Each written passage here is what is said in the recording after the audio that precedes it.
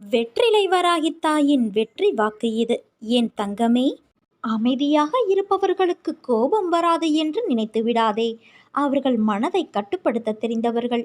எதற்கும் உணர்ச்சி வசப்படாமல் ஒவ்வொரு விஷயத்தையும் நிதானமாக செயல்படுத்து. உன் வாழ்க்கையில் நிச்சயம் நீ உயர்வாய். ஒரு நாள் போவது ஒரு யுகமாக தெரிகிறது என்று புலம்புகிறாயே. நான் இதுவரை எத்தனை யுகங்களை பார்த்திருக்கின்றேன். எத்தனை பேர் வந்தார்கள் போனார்கள். அவர்களில் பெரும்பாலானோர் இப்படித்தான் உன்னைப் போல புலம்பி தவித்தார்கள். சிலர் மடிந்து போனார்கள், சிலர் எதிர்த்து போராடினார்கள். எல்லாம் முடிந்து அவர்கள் வேறு ஜென்மம் எடுத்து கழித்தார்கள். இனி வருபவர்களுக்கும் இதுதான் நிலை. தோல்விகளையும் கஷ்டங்களையும் கண்டு ஓடி ஒளியாதே. தைரியமாக எதிர்த்து போராடு. இந்த ஜென்ம கடமைகள் அனைத்தையும் இந்த ஜென்மத்திலேயே முடித்துவிடு. அதற்காக எதிர்வரும் கஷ்டங்களை ஏற்று போராட மனதை பக்குவப்படுத்து. முடியாத போதெல்லாம் உன் அன்னையான நான் உன் மனதிற்குள் என் நாமத்தை பதியம் செய்து வைப்பேன். என்னை கும்பிடுவதற்கு வழியை தேடி அலையாதே. நான் அந்தர்யாமியாக உன் உள்ளத்திலேயே குடியிருந்து வருபவள். எனக்கு சடங்கு சம்பிரதாயங்களோடு தான் பூஜை செய்ய வேண்டும் என நினைக்காதே. எப்போதும் என்னை நினைத்து கொண்டே இரு. அது போதும். அப்போது என் பலம் உனக்குள் ஊடுருவி உன் கஷ்டங்களை தவிடு பொடியாக்கிவிடும். உனக்கு எதிராக செயல்படுபவர்களையும் துன்பம் விளைவிக்க நினைப்பவர்களையும் நிர்மூலமாக்கிவிடும். உன் விருப்பங்கள் நிறைவேற பிரார்த்தனை செய். வெறும் பிரார்த்தனையினால் உன் பிரச்சனைகளை நான் முடித்து வைப்பேன் என் குழந்தையே. பல குழந்தைகளை பெற்றிருந்தாலும் ஒரு அன்னை தன் குழந்தையின் தவறான நடத்தையை எவ்வாறு சரி செய்வது என்று குறிப்பாக கவலைப்படுவார். அவர் தன் குழந்தையின் மோசமான நடத்தையை சரி செய்ய போராடுவார். கடவுள் நம் அன்னையாக இருப்பதால் உன் தவறான குழந்தைகளை பற்றி அதிக அக்கறை காட்டுவேன். நேர்மையாக வாழும் பக்தர்களை நான் பொருட்படுத்த மாட்டேன். அவர்களுடைய வார்த்தைக்கு நான் கட்டுப்படுவேன். உன்னிடமிருந்து விலகியவர்களையும் கெட்ட நடத்தையால் கெடுக்கப்பட்டவர்களையும் நான் எப்போதும் நினைத்து கொண்டு இருப்பேன். அவர்களை நான் விட மாட்டேன். அவர்கள் நடந்து செல்லும் பாதை எவ்வளவு அற்பமானது, மோசமானது என்பதை நான் உணரும்படி கட்டாயப்படுத்துவேன். ஒரு நொடியில் அவர்களது கண்களை நான் திறப்பேன். அன்பு குழந்தையே, உன் வாழ்க்கையில் நிகழ்கின்ற விஷயங்கள் எல்லாம் என் பார்வையில்தான் நிகழ்கின்றது. அவை உன் மனதை ரணப்படுத்தினாலும் உன் உலகம் என்று நீ நினைப்பவர்கள் எல்லாம் உன்னை காயப்படுத்துகிறார்கள் என்று நீ சொல்லி அழுகின்றாய். அவர்கள் ஏன் என்னிடம் இப்படி நடக்கிறார்கள்? மற்றவர்களுக்கு ஒரு நியாயம், எனக்கு மட்டும் ஒரு நியாயமா? நான் செய்கின்ற செயல்கள்தான் தவறு, உன் தவறு என்று சொல்கிறார்கள். ஆனால் என்னை அந்த அளவுக்கு தள்ளியது சூழ்நிலை. அதற்கு நான் எப்படி காரணம் என்றுதானே புலம்புகிறாய்? இந்த சூழ்நிலையை விட்டுவிடு. நான் உனக்காகத்தான் இருக்கின்றேன். உன் அன்னையான நான் உனக்காகத்தான் இருக்கின்றேன். உன்னை விட்டு நான் விலகுவதும் இல்லை. உன்னை விலகி போகும்படி நான் செய்வதும் இல்லை. உன் அம்மாவாக அப்பாவாக நான் என்றும் உன்னை அரவணைத்து காப்பேன். நீ நம்பிக்கையோடு இரு, நல்லதே நடக்கும். நீ மகிழ்ச்சி கடலில் நீந்த போகிறாய். உன்னை இந்த வாழ்க்கை பயணம் எத்தனை சிதறடித்தாலும் நான் அதை ஒன்றுபடுத்தி இலக்கினை அடைய செய்வேன். அதை நீ புரிந்து கொண்டாயா? இனி நீ மகிழ்ச்சியாக இருப்பாய். உன்னுடைய வேண்டுதல்கள் என்னை வந்து சேர்ந்து விட்டது. நீ வேண்டியபடி உன் வாழ்க்கைக்கு எவையெல்லாம் நன்மையானவையோ அவையெல்லாம் நடக்கும். நீ வெற்றியின் படிக்கட்டுகளில் ஏற தயாராகிவிட்டாய் குழந்தையே. உன் மனக்கவலைகள் அகன்று நீ வெல்வது நிச்சயம். நமது மனம் என்ற கூட்டில் எத்தனையோ எண்ணங்களும் சிந்தனைகளும், அவற்றில் நல்லதும் எதிர்மறையும் எத்தனைகள். உன்னை அறிந்தும் உன்னை அறியாமல் எத்தனை மாற்றங்கள் உன் மனதில். இவைகள் எல்லாம் காற்றைப் போல அலைந்து கொண்டே இருக்கையில் உன் மனம் என்பதற்கு அமைதி என்ற வார்த்தையே எப்படி நுழையும்? உன் மனதை சாந்தமாக வைத்துக்கொள். உன்னை மாற்ற நான் அமைதியாக செயல்படுவேன். கோபம் கொண்டு உன்னை மாற்றவும் செய்வேன். எனக்கு தேவை என் பிள்ளையின் மனதில் இருக்கும் எதிர்மறைகளை அறவே மாற்றி நேர்மறையாக மாற்றுவது மட்டுமே. வாழ்வில் அமைதியின்மை, கோபம் இவைகள் எல்லாம் உன்னை எல்லா விஷயங்களிலும் இருந்தும் தூரப்படுத்தும், உறவுகளிடமிருந்தும் தூரப்படுத்தும். அதனால் உன் மனதில் எழும் கோபத்தை குறைக்க முதலில் எல்லாவற்றையும் சாதாரண கண்ணோட்டத்தில் எடுத்து பழகு. கோபத்தை கட்டுப்படுத்த முடியவில்லை என்று நீ நினைத்தால் உன் அன்னையான என்னை மனதார நினைத்துப்பார்.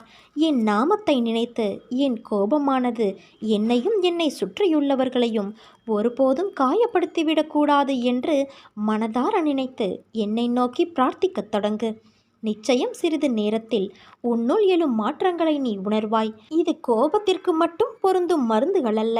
உன் மனம் சஞ்சலமடைந்தாலோ, அமைதியில்லாமல் இருந்தாலோ, புத்தியும் மனமும் நேர்கோட்டில் இருந்தால்தான் உன் முடிவுகளும் அதை நோக்கி முற்படும் காரியங்களும் முறையாக அமையும். மனம் முடிவு எடுக்க முடியாமல் தடுமாறினால் நீ என்னை நினைத்து தியானிக்கலாம்.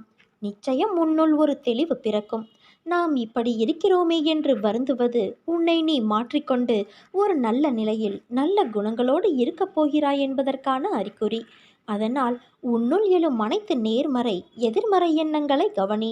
அதன் பிறகு நீ எப்படி மாற வேண்டும் என்று உனக்குள் நான் அறிவுரைத்து கொண்டே இருப்பேன்.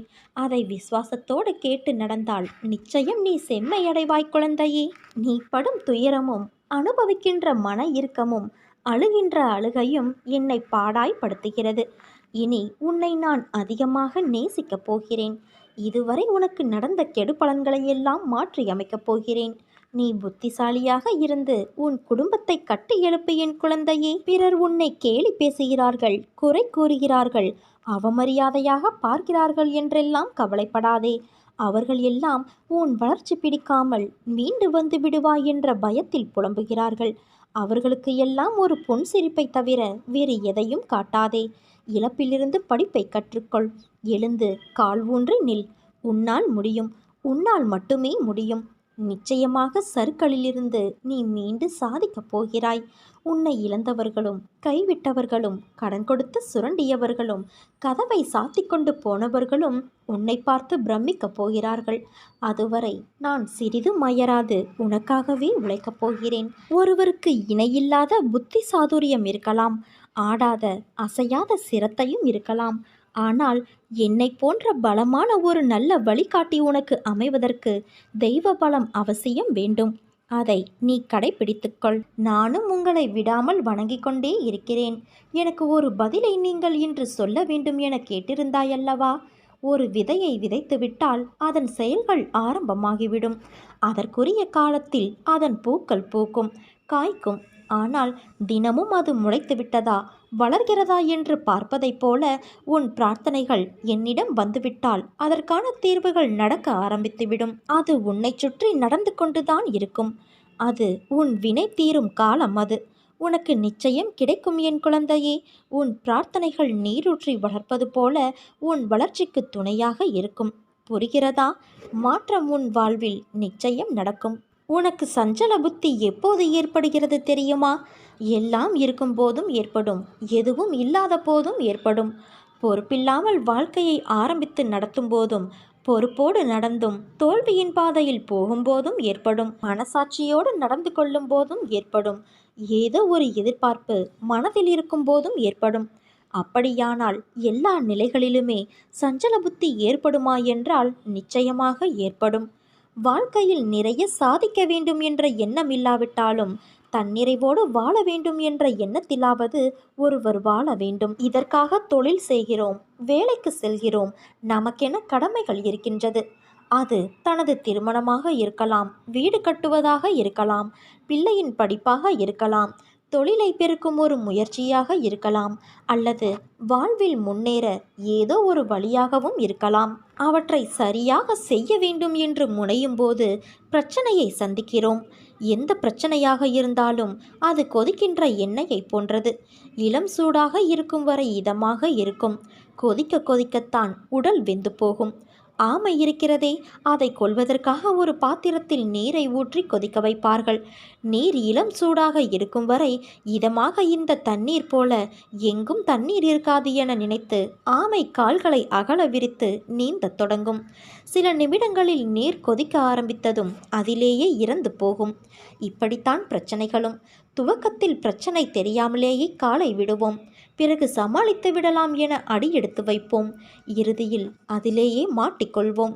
அதுவரை நிம்மதியாக போகும் நமது நிலைமை மோசமாகி உதவிக்கு வேண்டியவர்களை கூப்பிடுவோம். ஒரு கட்டத்தில் அவர்களும் ஒளிந்து கொள்வார்கள். பிறகு கடவுளை கூப்பிடுவோம். நமது கர்மா தீரும் வரை அவரிடம் உதவி பெற முடியாது. ஏனென்றால் கடவுள் தருவதை கர்மா தடுத்துவிடும். அதன் பிறகு தற்கொலையா, ஊரை விட்டு ஓடுவதா என சிந்திக்க வைக்கும். இதுதான் பிரச்சனையின் இயல்பு. எப்படியும் திருப்பி தந்து விடலாம் என்ற எண்ணத்தில்தான் அனைவருமே கடன் படுகிறோம். நேரம் சரியில்லாத காலத்தில்தான் கடன் தொல்லை என்ற ஒன்று நமக்குள் ஊடுருவி விடுகிறது என்பதை உணர்ந்து கொள்ள வேண்டும். இதனால் மேற்கொண்டு புதிய முயற்சி எதிலும் ஈடுபடாமலும் கடன் பெற முயற்சிக்காமல் இருப்பதை வைத்து காலத்தை ஓட்டும் முயற்சியிலும் இருந்தால் நாம் நிச்சயம் தப்பித்து கொள்ளலாம். ஆனால் அது நம்மால் முடியாத ஒன்றாகி நமது நேரம் நம்மை வேறு திசையில் தள்ளிவிடும். அதனால் வட்டிக்கு மேல் வட்டிக்கு வாங்கி வட்டியை கட்ட தனிக்கடன் வாங்குகிற கதையாக மாறும்போது மனம் சஞ்சலப்பட ஆரம்பிக்கும். கடன் மட்டும் அல்ல, நமது குழந்தைகள் நலமாக இருப்பார்களோ மாட்டார்களோ என நினைக்கும் போதே மனம் சஞ்சலப்படுகிறது. அவர்கள் நம்மை மதிக்காத போதும் கூட மனம் சஞ்சலப்படுகிறது. நமது செயல்கள் நமக்கு எதிராக திரும்பிவிடும் போதும், நல்லதை செய்து தீமையாக முடியும் போதும், நாம் ஏமாற்றப்பட்டு விட்டோம் என்பதை உணர்ந்த பிறகும் மனம் சஞ்சலப்படுகிறது. இப்படி நம்மை மீறிய செயல்கள் நம் வாழ்வில் குறுக்கிடும் போதும் மனம் இயல்பாக சஞ்சலப்படுகிறது. இந்நிலையில் இருப்பு கொள்ளாமல் தவித்து புலம்பிக் கொண்டு இருக்கிறோம். இத்தகைய நிலையை மனதிற்குள் வைத்துக்கொண்டு அலைபவனைத்தான் சஞ்சல புத்தியுள்ளவன் என்கின்றோம். ஆனால் என் குழந்தையான உங்கள் மனதில் உன் தாயான நான் ஒருபோதும் சஞ்சல புத்தியை ஏற்பட விடமாட்டேன். ஏனென்றால் அது குழந்தையின் நலனுக்கு நல்லதல்ல. பொறுத்ததுதான் பொறுத்தாய். இன்னும் சில நாட்கள் மட்டும் பொறுத்திரு. உனக்கு நல்லது நிச்சயம் நடக்கும். ஏனென்றால் உன் அன்னையான நான் உன்னோடு இருக்கிறேன்.